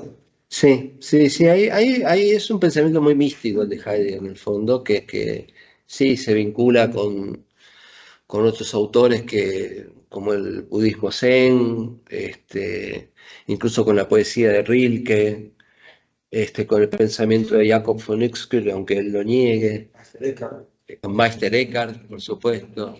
Sí, sí, sí, sí. Con el mismo Schelling, sí, perdón. ¿Qué tal? ¿Cómo va? ¿Qué decís? Yo sí. Gracias. Y te quería preguntar si tenías algún tipo de opinión o de pensamiento formado sobre las críticas que hace Bruno Latour a Heidegger en torno a esta idea de el desprecio de Heidegger sobre el plano óptico o lo empírico, teniendo en cuenta que Heidegger habla del mineral, del animal. Es decir, que hay como una especie de proliferación del plano óptico de Heidegger. Sin embargo, para Latour hay una crítica a ese planteo que quería saber si tenías ahí una idea. Sí, sí, yo he leído algunas cosas de Latour, son complejas. Sí. Me gustó mucho Cara a cara con el planeta.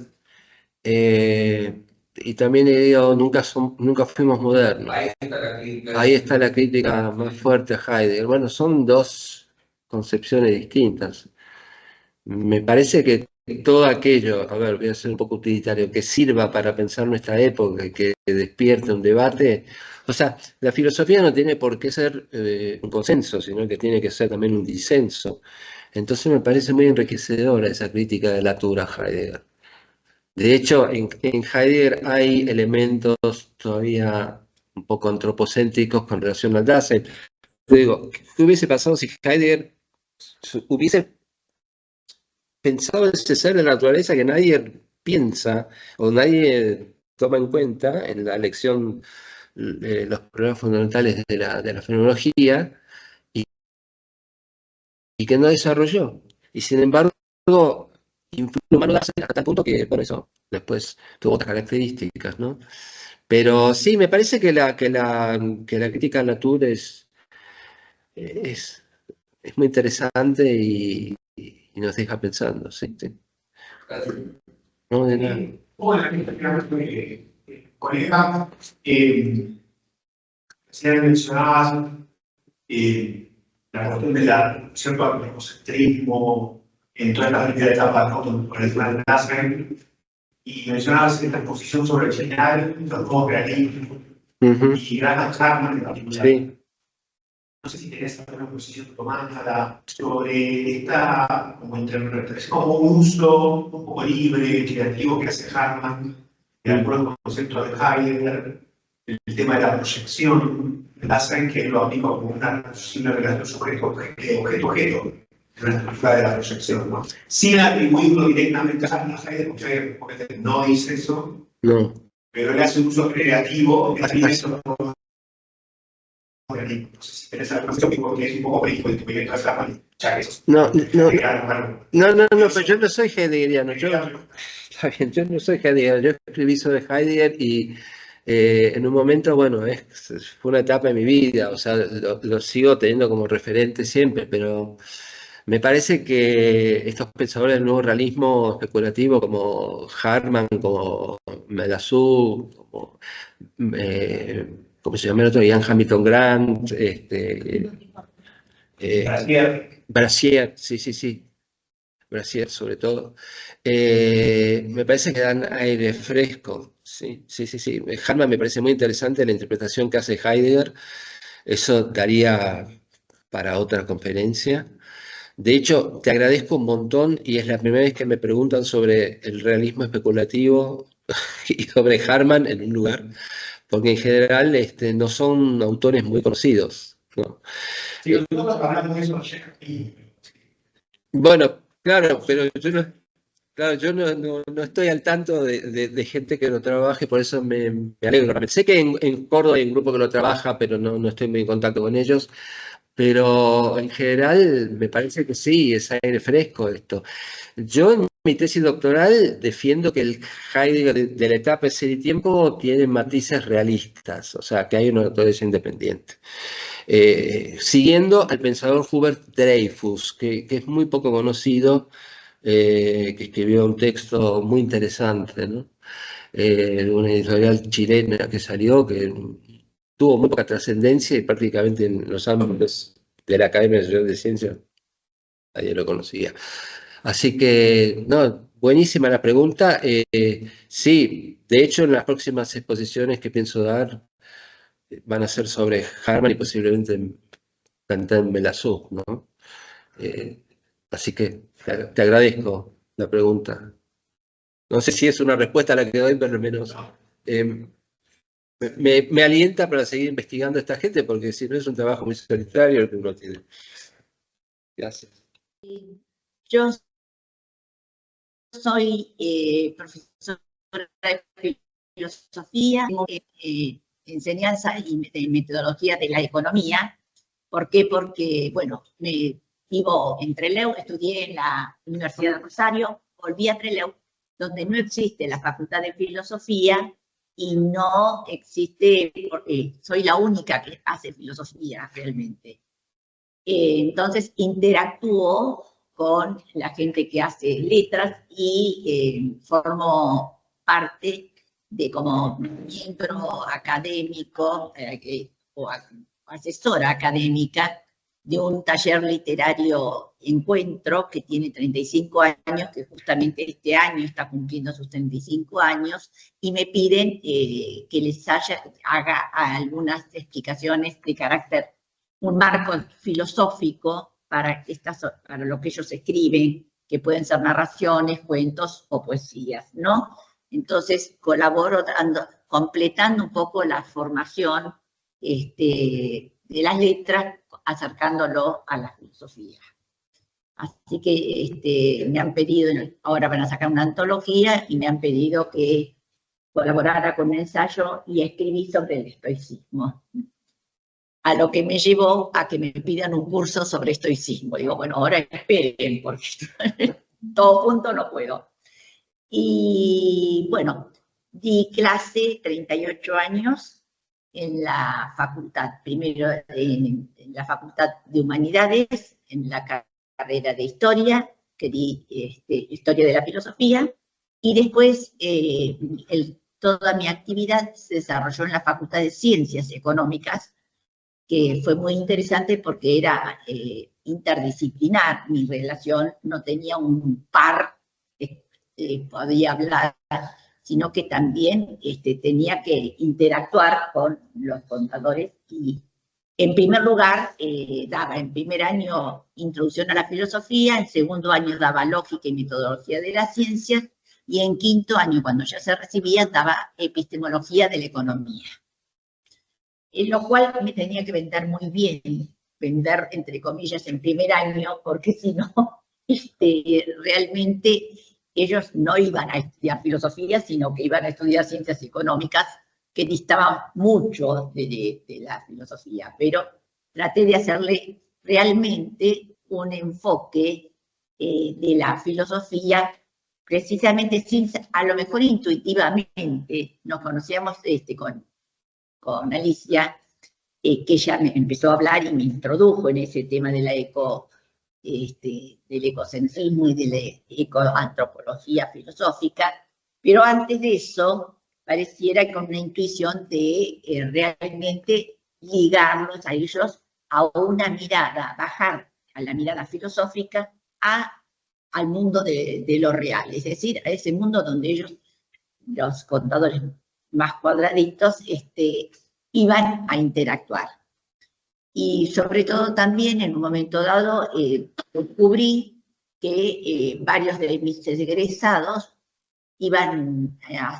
eran directores de la obra social de la provincia, que se llama Ceros, y realmente miraban y la administraban como si las personas fueran números. Entonces me introduje dentro del programa de filosofía como una unidad más, la bioética, que tenía una relación con precisamente esta concepción de la vida y del hombre en su contexto es decir, tanto con el otro o como en el mundo natural y con tomar conciencia de la finitud y la limitación. Pues también viajé, fui profesora viajera durante 4 años a Comodoro Rivadavia para formar gente para que dicte introducción a la filosofía, y 4 años también viajé a Ushuaia para formar una persona que se hiciera cargo de la cátedra de epistemología de la economía. Dicho esto, bueno, he hecho otras cosas más, pero me voy a abocar. Y hace rato que Alicia, y finalmente tiene capacidad de convencimiento, tengo que reconocer, me dice que escriba la experiencia que tengo sobre la colonización galesa y hacer una lectura ecofilosófica y ecoantropológica de lo que fue esa colonización y lo que sigue siendo, ¿no es cierto?, la interacción de la colectividad galesa con otras colectividades que después fueron llegando, pero primero fueron ellos, y nosotros que también conformamos por eso me llama la atención, vos me hiciste acordar que es cierto, ellos tienen la bandera argentina y la bandera de Gales puesta en todos lados, con el famoso dragón, ¿no? Que indica la perfección ese dragón. Bueno, más o menos dicho esto, después me preguntan. La experiencia de la colonia galesa, bueno, el título del trabajo, perdón, es Ética Ambiental y Conservación Biocultural.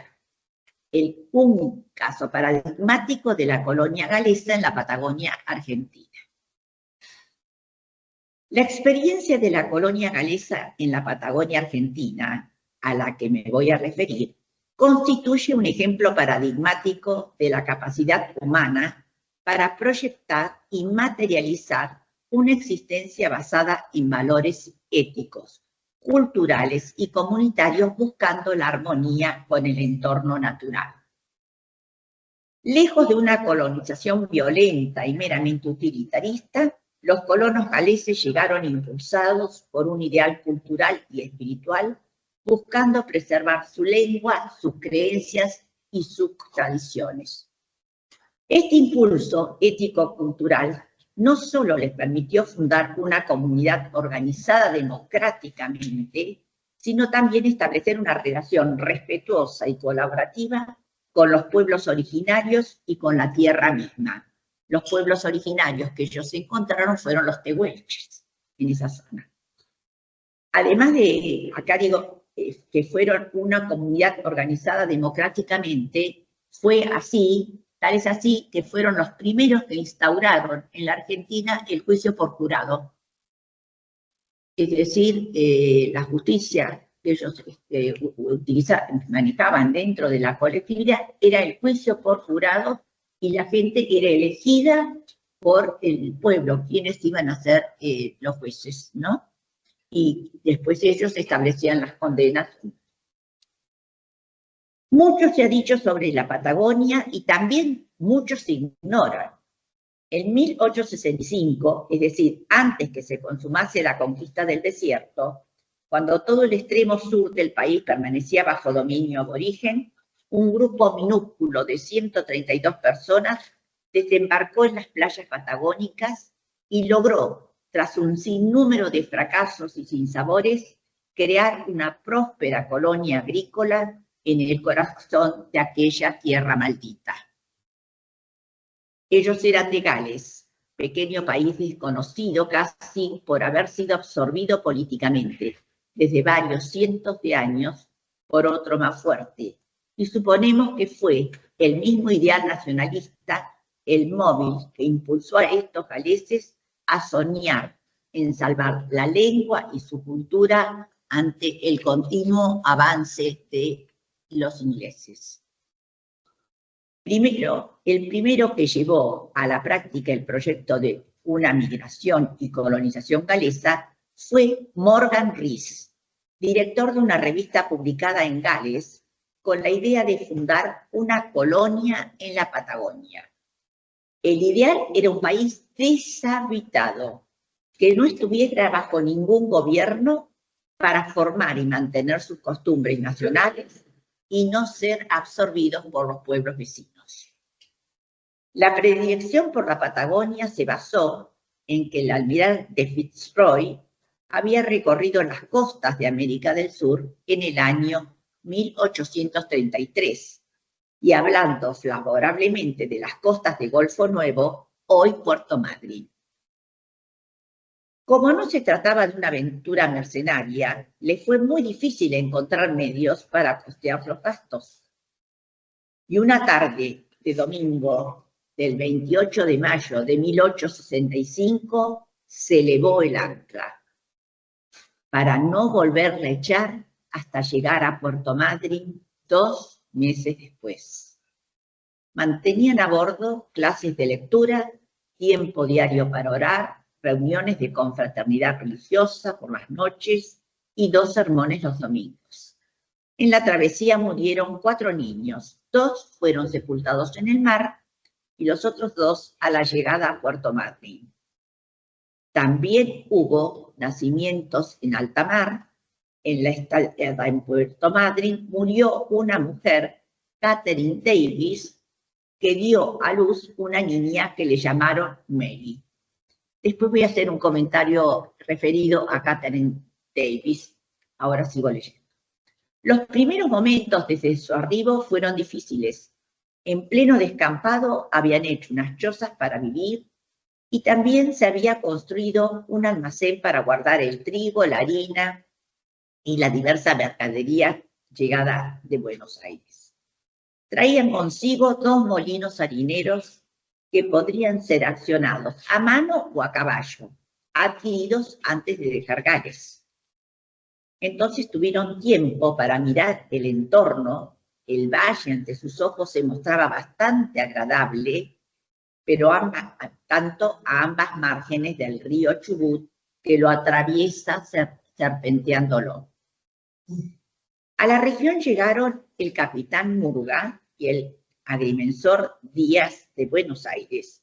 El capitán Murga venía en nombre del gobierno argentino para izar en el lugar la bandera de la República Argentina y darles permiso formal para tomar ciertas tierras del lugar y colonizarlas. ¿Por qué digo esto? Porque ellos en su momento gobernaba Mitre, Rawson era su ministro del Interior, y fueron a plantear a Buenos Aires que querían tener esa zona y transformarse en un país aparte de la Argentina. Entonces rápidamente vino Murga, que tenía la sede en Carmen de Patagones. En efecto, el gobierno nacional había dispuesto a conceder a los colonos las tierras en forma gratuita, a los matrimonios 100 hectáreas, a los solteros 50. Gracias al nivelaje correcto, comenzaron a trabajarse las chacras, siguiendo el curso del río, con zanjas hechas y canales de irrigación que permitían un aprovechamiento sustentable del territorio. También se construyó un embalse denominado Boca de Zanja. ¿Por qué? Porque había épocas muy largas, periodos que no llovía, y era necesario almacenar agua para, no solo para riego, sino también para el consumo. Solucionado el tema del riego, el valle se fue transformando en un gran productor de legumbres que iban en barco al sur, a la provincia de Santa Cruz, y al norte hasta la zona de Carmen de Patagones. Lo producido con la plantación y cosecha del trigo era vendido en el mercado interno y sus producciones abastecían toda la Patagonia. Para 1876, la mayor parte de las familias se habían establecido en sus chacras, a ambos lados del río del Valle Inferior hasta la mitad del Valle Superior. En Gaiman surgía el primer pueblito, siendo la primera comuna y el primer municipio de la colonia galesa. Con el transcurso de los años se logró una importante producción de trigo y la consecuente fabricación de harina. Se instalaron molinos harineros en Trelew, Gaiman, Tolabo, Trevelin, Esquel y en la cordillera. El trigo de la región resultó de altísima calidad y su producción compitió en eventos internacionales. En el año 1889, Benjamin Brust ganó una medalla de oro y diploma en la Exposición Internacional de París.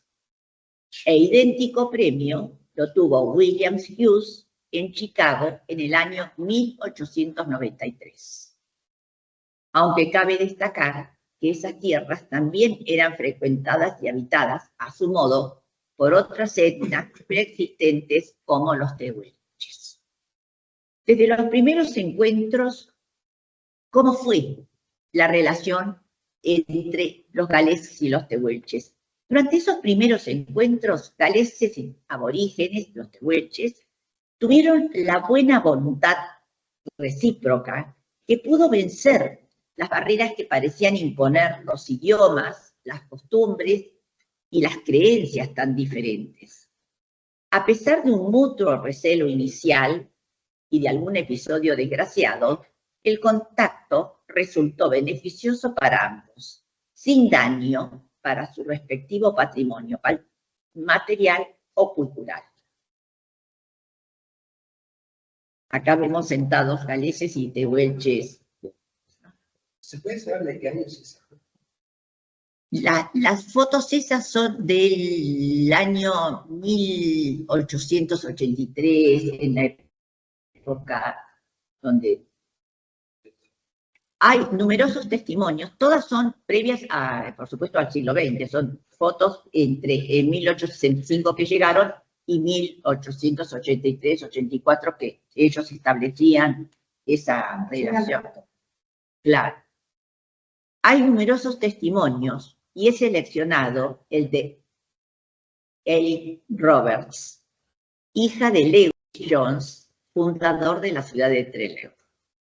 Dice así: los galeses extendieron su mano fraternal a los aborígenes e intercedieron a su favor repetidas veces en el Congreso de Capital cuando la persecución los abrumaba. Acuérdense que estaba la campaña del desierto de Rock. Los habitantes del desierto comprendieron que los recién llegados no habían arribado para despojarlos de la tierra, ni para oprimirlos. El indio enseñó al galés a ser un hábil cazador, lo cual salvó a la colonia en muchas ocasiones del hambre. Le enseñó la confección de todo tipo de aperos para caballos, utilizando el cuero de animales silvestres. Las dos razas realizaron un constante intercambio comercial durante años. Plumas, cueros, abrigadas mantas indígenas eran canjeados por el nutritivo pan galés. No era extraño ver una hilera de rostros morenos, atentos, en una capilla los domingos, en una reunión literaria o en el stable. Algunos de los caciques dejaban en el valle a sus hijos, a familias galesas, para que asistieran a la escuela, y pronto los niños hablaban fluidamente galés y algunos hasta aprendieron inglés.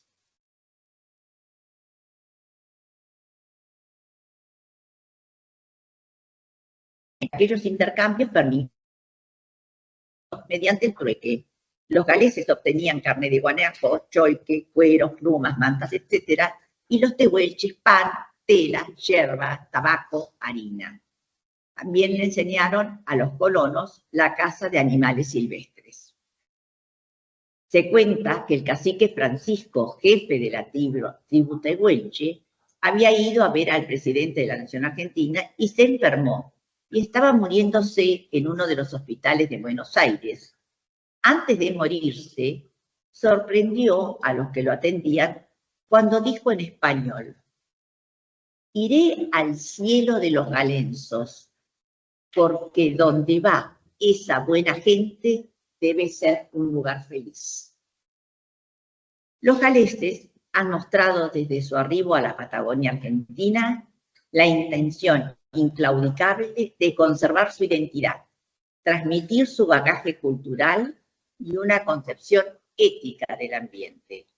Sus prácticas religiosas y el sostenimiento de un sistema educativo permitieron conservar la lengua y otras dimensiones de su cultura, como son la literaria y la poética, la artesanía, las danzas, la música coral e instrumental, hasta su repertorio culinario.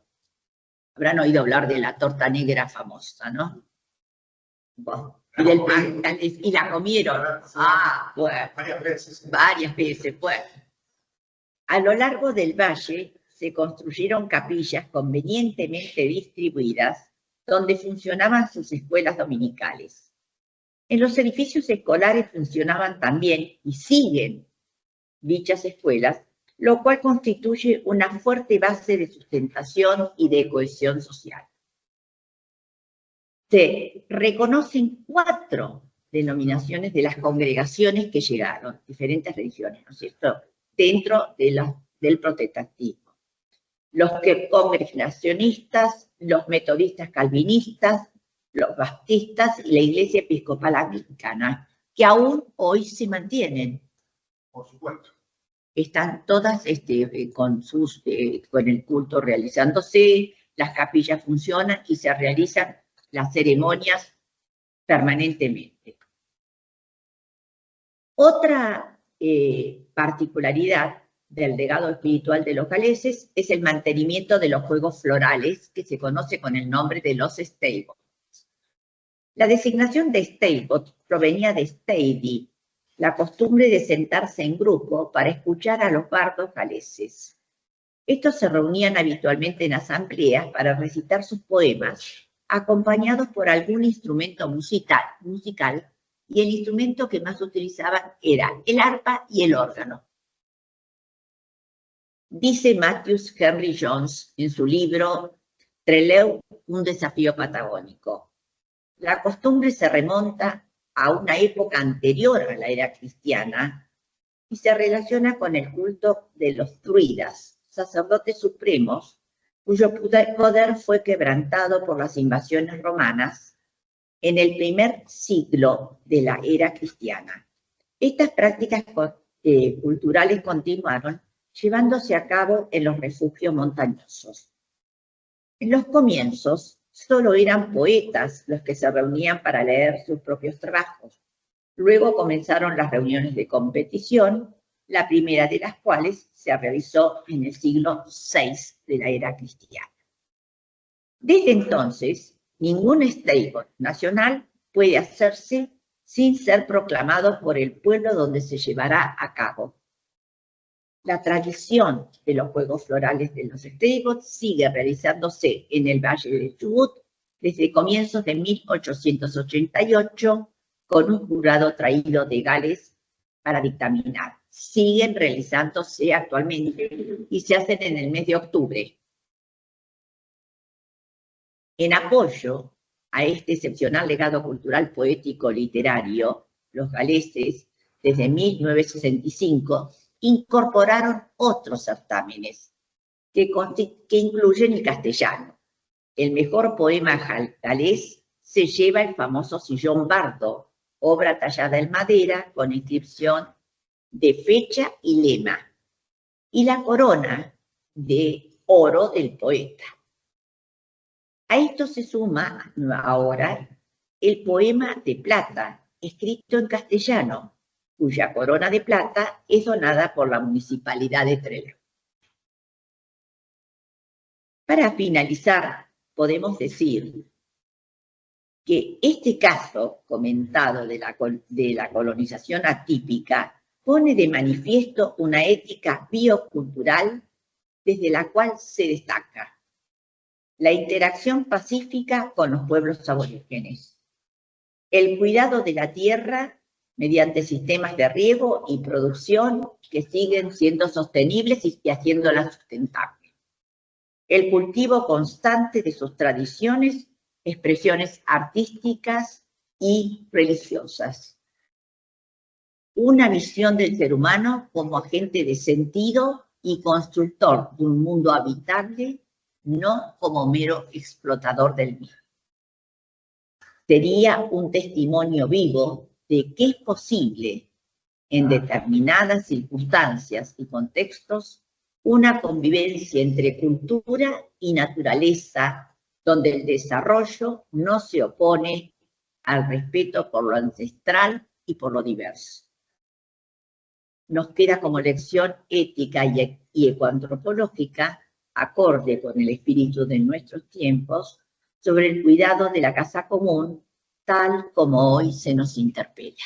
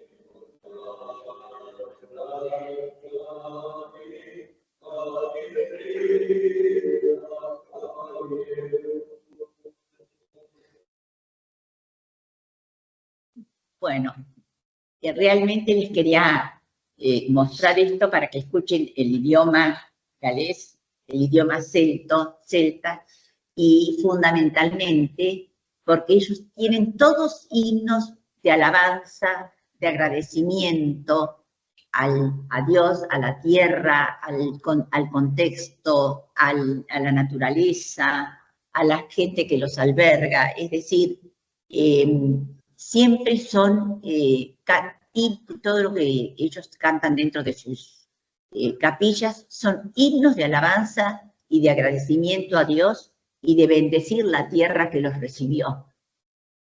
Y ahí el respeto. Y hay ahora, primero la comunidad era más cerrada, la comunidad galesa, ahora es un poco más abierta, si bien intercambia con los italianos, españoles, pero realmente el fuerte que tenemos es la impronta de los galeses en la zona. Así como fue acá el señor a ver el primer cementerio, ahí enterraron en la capilla Moría, al lado hay un cementerio, enterraron a los primeros galeses que habían venido, que eran Matthew Jones, es decir, los que realmente fueron los que hicieron la epopeya esa, y realmente llegaron a un páramo. Si nosotros aún vamos, a veces es increíble, porque ellos fueron caminando 60 kilómetros de donde llegaron, con el barco de Mimosa, donde atracó, les quedaba 60 kilómetros caminando al llegar al río Chubut. Recién, después de 25 años de investigación, el año pasado se confirmó que ella fue la primera mujer que muere cuando bajan de Mimosa y tiene a su hija Mary. ¿Cómo descubren, cómo se despierta este proceso de investigación? Porque en esas barcas donde se bajaron encontraron un anillo de casamiento. Y entonces empiezan las antropólogas y las biólogas a hacer un proyecto, a buscar a quién pertenecía ese anillo. Les llevó años de investigación hasta que finalmente el año pasado se confirmó que la portadora de ese anillo y la identidad real de la primera mujer, porque se buscaba la identidad real de ella, era Catherine Davis. Para esto intervino gente de CONICET, antropólogos, biólogos. También terminó de cerrar el caso el doctor no me acuerdo el nombre del abogado, yo estuve en la exposición que hicieron en Trelew, en el San David, que es el primer lugar grande que ellos construyeron para reunirse y donde se hacen actualmente los stables y se hicieron desde el comienzo que ellos vinieron. Habrás visto el San David. Sí, entre Trelew, ¿no? En Trelew. Sí. Está en diagonal a la capilla tabernáculo. Sí. Y entonces, bueno, el reconocimiento de los muertos en la época de la guerrilla, el reconocimiento por el ADN, ¿no? De los muertos en Malvinas, y finalmente confirman en el 99% que ese anillo pertenece a Catherine Davis. Pero para todo esto, no me quiero extender, había que buscar una descendiente mujer de Catherine Davis en Gales, porque somos las mujeres las que transmitimos el ADN que va manteniéndose a lo largo del tiempo en las rodillas. La de entonces, hasta que encontraron una sobrina lejana, donde ahí se tuvo la real certeza que era Catherine Davis, que ese anillo pertenecía a ella, y ahora en Madrid, en la zona donde ellos desembarcaron, se hizo un hermoso museo que se llama el Museo del Desembarco, sí, donde está todo lo que ellos trajeron y bueno, y toda la historia que se fue gestando en la zona por la avenida. Hay un video, hay un video hecho, sí, hay un documental hecho, pero en YouTube lo encontramos, se encuentra también. Yo vi el que se llama Los Huesos de Catherine. Los Huesos de Catherine. Está fácil acceso. Sí, Los Huesos de Catherine, y hay otro que se hizo último, que a lo mejor ustedes no lo vieron, yo lo vi la vez pasada cuando fui a Madrid, se llama El Poncho Negro. De hijos, tenían muchos hijos y se morían en los partos. Y en este caso quedaba una nenita tendría 7 años a cargo de un hermano más chico del bebé que nació y ella encargándose de las tareas domésticas y el padre trabajando la chacra, ¿no? Y viene un indio un día de muchísimo frío y la ve cargando los baldes con la leche y el ordeñe de las vacas, es decir, porque no tenían nada. Y le entrega y le pone el poncho negro de él para abrigarla. Es muy, muy tierno y muy fuerte la escena, ¿no? Y realmente muestra que sí hubo una relación de protección y una buena relación entre ellos. Nos caracterizamos en la zona por ser plurireligiosa, toda la zona del Trelew, del Valle, porque no hay una fuerte impronta católica, sino siguen los galeses practicando su culto, se casan con ese culto, sus hijos son educados. Se creó hace 10 años la escuela que se llama Puente Gendre, que es una escuela galesa que enseña galés, castellano e inglés.